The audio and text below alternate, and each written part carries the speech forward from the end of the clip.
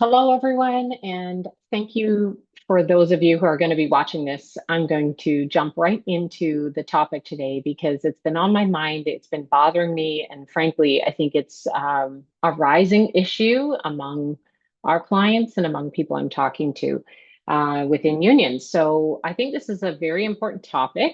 We're going to talk about ending the year strong, and I'm not just going to leave you with concern. I'm actually going to give you a peek into our senior leader communication framework that we work with all of our senior leaders on when they choose to do the practice component. I'm going to actually teach you that because I'm hearing a lot of avoidance happening. I'm hearing of issues that are being brought to people's attention and it's not getting addressed. And so to me, that is not just I'm busy. I think that is avoidance because sometimes we don't want to have the tough conversations. We know it's not going to be pleasant, so we avoid them. And I'm a little concerned about the avoidance. And I think often what's happening is it's just confidence is lacking. How do I bring up an issue? How do I have a tough conversation, especially with people in the office without people crying or getting upset, those kind of things. So when we have conflict that is lingering and is not getting addressed, it is felt. You know your team. If there's issues and people aren't talking, everyone feels it. And the tension just gets worse. Sorry, this is bugging my ear. I have to take my earring out. The tension gets worse, and it actually gets worse at this time of year. It gets worse at the end of November and December. We've got things like the time change, darker days. It's darker earlier. We've got the stress of the end of year. We've got deadlines. We've got holiday parties people are planning. There's, just general frustrations. And then you get everyone together for holiday events and it feels awkward. So you're at the lunch, it feels awkward, or maybe there's a party and there's drinking and the truth comes out.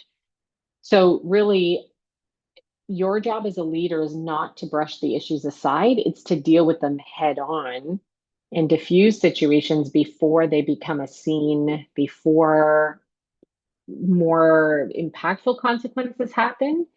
Um, so this year we've been hearing everything from small complaints in, training centers or in local offices. People just are not getting along. So there's that issue.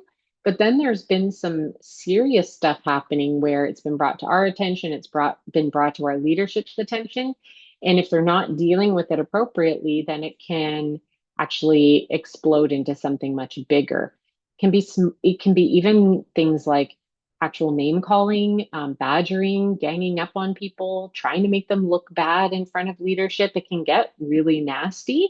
It can get to the point of even grievances. And these have to be handled properly, or the culture overall declines significantly. And then other things start to happen. You'll start to see really good people quitting. Uh, have you ever noticed that it's never the good people who I'm sorry, it's never the poorly performing people who quit. It's always the good people who you lose in these situations. And that's always a shame. And it can hit offices really hard because then you're left with people who aren't maybe as strong or who aren't as hardworking, who are left behind and they just can't pick up the pieces properly. We've definitely seen that this year. We've got people taking extended sick and stress leaves. They're expressing their issues, their challenges to their leadership, and it's not getting addressed, and they're going off sick. And that very much happens. And we've seen that in two occasions this year. We've got a passive aggressive behavior. So people who are just not being nice, who are ignoring each other, who are literally sabotaging each other, ganging up on people. Oh, we're hearing We're hearing about grievances that are now getting investigated. We're seeing the you know outcome is that it's hard to get reelected because it's on you as leader to handle this and to deal with this.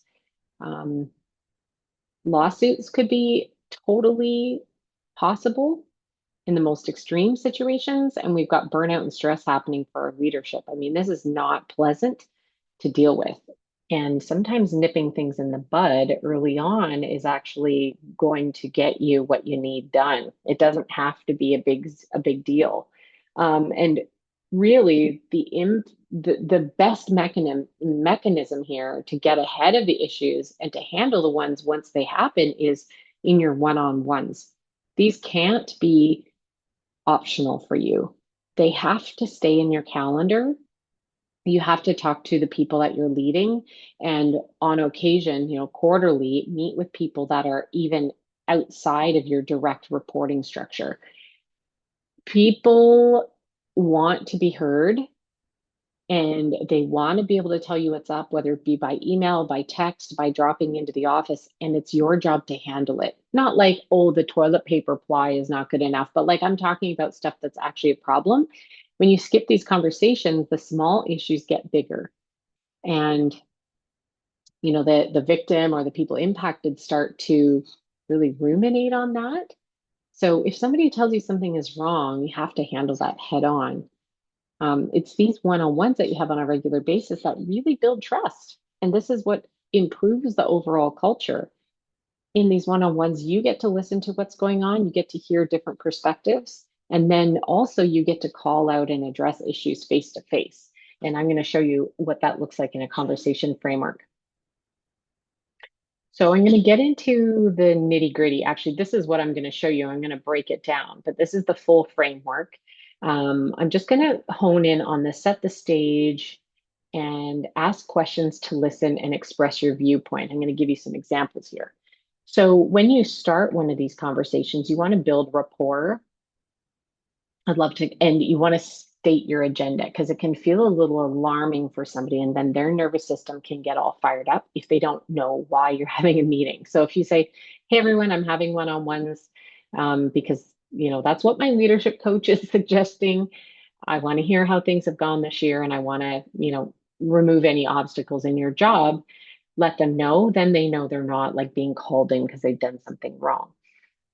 So it definitely start by building rapport. How are you? How are things? How's the family? So build that connection, get them to kind of let their guard down, soften up. You can say in this meeting, here's my agenda. I'd like to ask you some questions about how work is going. I want to tell you about some things that are coming. I want to just learn from you. So state a bit of an agenda. That's always very helpful for people. So again, there's no surprises and it helps keep you on track.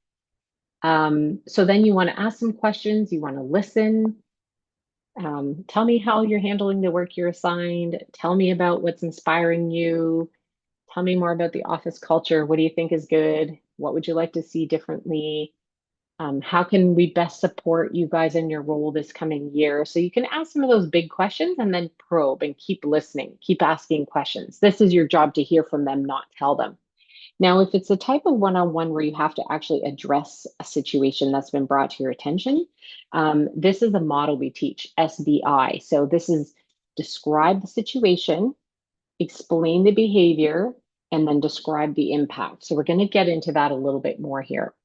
Like I said, this is the framework that we practice in our senior leader communication training, which is 10 different sessions. You're literally working through real scenarios with a role player. She's going to coach you on how you're doing, how you might try it differently. Everything from handling challenging conflict, handling pushback, all of that is being practiced. If you want to know more about the exact scenarios, let me know because we have some that are structured for you and then other sessions where you get to bring your own issue and you get to prepare ahead of time or debrief with us if you want to kind of role play how you did it and see where you went wrong. Okay, so let's look at the first 3 bits of this framework. The first is to set the stage. And so I explained briefly that you want to build rapport. So just your general connection points, share an agenda with them. Say what's in it for them. That's the WIIFT, what's in it for them. Tell them this is what I want to discuss today. And you can check for them to be ready, or you can say, was there anything else you really wanted to talk about? that you've been, wanting to get on my radar. So you're setting the stage. This should be pretty quick, under 5 minutes. And then if you need to express your viewpoint right away, to say something's been brought to my attention, I've received some evidence, or you've told me that this is happening, and it looks to me like, these are the consequences or the good things. So this can be, if you want to call them out on something they've done really well, you can say, hey, I've seen you really stepping it up with our members. Every time they call, if you don't have the answer, I'm hearing that you're going and getting it for them. And that's even outside of your typical job description. What I'm seeing is really happy members. So, thanks so much. Like, this can be a very positive thing, or this can be your chance to address something that's not going well, something that's been brought to your attention, or something you've observed that's not great. So definitely prepare yourself here with a brief description of the situation, with any concrete objective evidence, like I saw this, or I have evidence of that, not just like I heard this through the grapevine. um, Clearly state the behavior and then the impact it's having, and then ask questions. So you might want to start with the express your viewpoint if need be, or you might actually skip that and just go into listening. So start by opening up, asking open-ended questions, not closed ones that would just get a yep or a no, but things like, tell me more. How are you approaching this? Or how are you thinking of this? Or how are you handling this? So starting with how, starting with tell me about this, that gets them opened up in sort of storytelling. Um, and then always probe. So never just ask one question and then drop it. Have them expand. So say, tell me more about that, or could you clarify this, or I'm interested in that. Could you tell me more? A good way to show that you're listening is to restate or echo what you're hearing. So say, so what I'm hearing is that you heard from so and so that these three people are banding up against you to make you look bad. Okay, so clarify, you can paraphrase and go from there. The next bit of the conversation is to ask them to help come up with some thoughtful ideas. So you can say, okay, do you have any ideas of how you want this to be handled? You might have some suggestions, and then say, tell me what you think about that. Would you add anything? Do you see any issues with this? So this is your way to work together on a solution. What can happen here, though, is we often jump straight into this solving because we're all fixers, we're all problem solvers. Be cautious about that. You want to co-create a solution, and often you want them to bring ideas because the buy-in is going to be higher if it's their ideas. Um, Definitely end the conversation by defining what's going to happen and agree on follow-up. We're going to get into why this is so important, but if you hear something and you talk about it and you never do anything, that's almost worse than if you heard something. It's almost worse than if you never asked, I should say. We teach a few conversation skills here. So staying neutral, keeping your voice calm, trying not to have judgment in your head while you're listening. We give a lot of suggestions on how to actually carry out that conversation. And then we have several practice sessions where we just handle pushback. So if they're like, that didn't happen, blah, blah, blah, and they kind of get up in your face, we have an entire section on how to handle that with care. And that's really crucial, especially if you're getting into something that feels like it's going to be explosive. Sometimes they don't want to open up, especially if you've never created a culture where you have open conversations. They might be very suspicious and go like, what is this about? So you can probe, you can say, hey, look, this is confidential. I just really want to hear how things are going. I want to hear your perspective on this. And you can say it's okay if nothing comes to mind right away. What would you like to talk about? Or what would you love to see us do more of next year? Sometimes you're going to have very suspicious, very unsafe feelings from your staff if they've never had this culture. Even if you're kind of new to your role and you're dealing with people who have never been able to speak openly with their business manager, it's going to take some time to build up this trust again, or maybe build the trust for the first time. Um, I wanted to share, sorry, we have a business manager who I just captured. I've been capturing testimonials, and here was one. He said that he's really happy to be doing this one-on-one practice with Justina, our communications coach. He was skeptical about joining, but he did say that he wanted to be a great communicator. And so this is the way to get better at communication, especially, if you're under 5 years in the office and you're feeling like you're still a little bit, you want to refine your communication skills with your office staff or even with your agents, anybody who you want to just get better and more professional at handling. So he was really grateful for this. He knows communication is the most important thing and he wants to be an expert communicator. So he's just wrapping up the program himself since the beginning of the fall, and it's made a huge impact on him.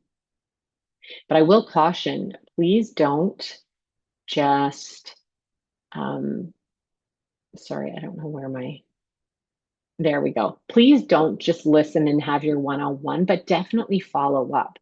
And this can be the part where you've got to like get it into your calendar, give yourself reminders, and immediately right after this meeting, take action on what are you going to do? What did you agree to? Because following up on this feedback will build trust. And if you ignore what they're saying, they're going to go, see, I tell him and he doesn't do anything about it. And so I'm never going to tell him. This is where you can make or break that culture and that trust building. Because if you hear of something and you do nothing, that is even worse. So I will encourage you to take some next steps here. One conversation can make a difference. So schedule a one-on-one with every staff between now and the end of year, even if it's 20 minutes. You can have that in your office. You can step inside the boardroom, go somewhere private where they feel like they can speak openly. Even say, hey, like I'm trying to take everyone for coffee down at the coffee shop.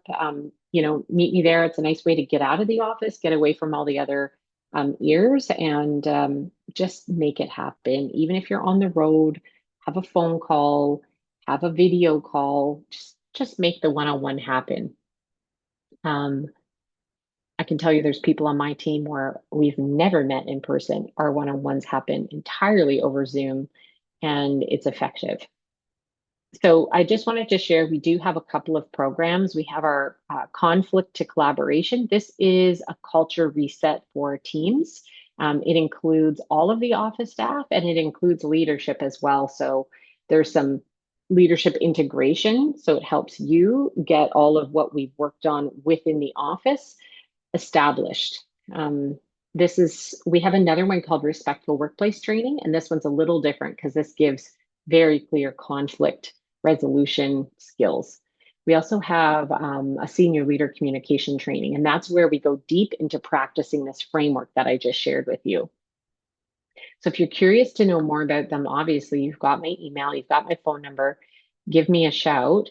And if you are, if you want to like learn more about, especially the conflict to collaboration, just give me a shout there. If you want to sign up for the senior leader communication, it is actually on our website, or you can just, again, send me a message and we can get you into that program. We are enrolling people now. So I want to thank you for listening. If you got all this way, this was a heavier one, and I hope it doesn't feel negative. What I want to do is encourage you to book a 20-minute conversation with each person on your team before the end of the year and have a conversation. Address anything that feels lingering and then put it in your calendar and do something about it. All right. Have a great rest of your day.